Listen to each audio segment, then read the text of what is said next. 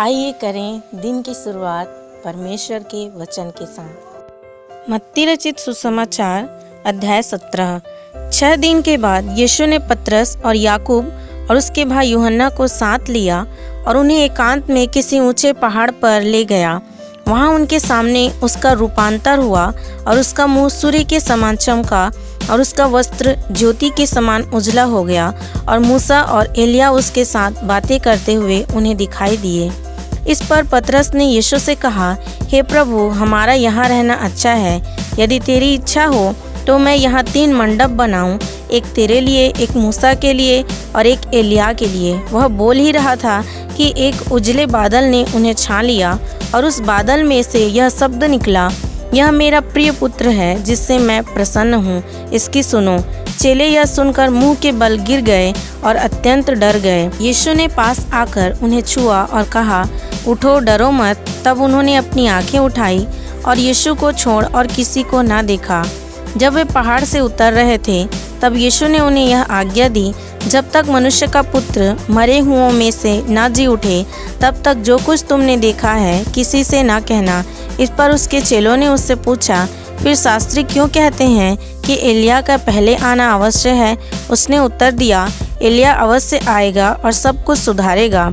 परंतु मैं तुमसे कहता हूँ कि एलिया आ चुका है और लोगों ने उसे नहीं पहचाना, परंतु जैसा चाहा वैसा ही उसके साथ किया। इसी रीति से मनुष्य का पुत्र भी उनके हाथ से दुख उठाएगा। तब चेलों ने समझा कि उसने हमसे यूहन्ना बपतिस्मा देने वाले के विषय में कहा है।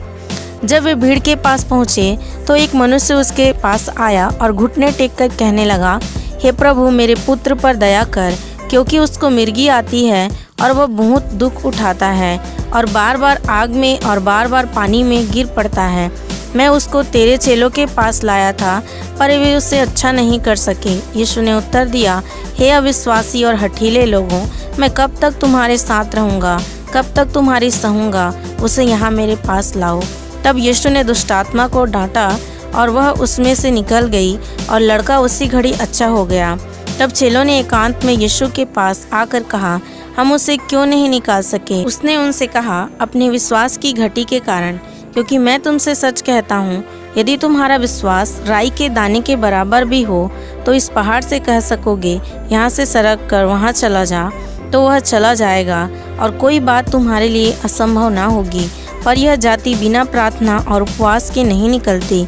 जब वे गलील में थे तो यीशु ने उनसे कहा, मनुष्य का पुत्र मनुष्यों के हाथ में पकड़वाया जाएगा, वे उसे मार डालेंगे और वह तीसरे दिन जी उठेगा।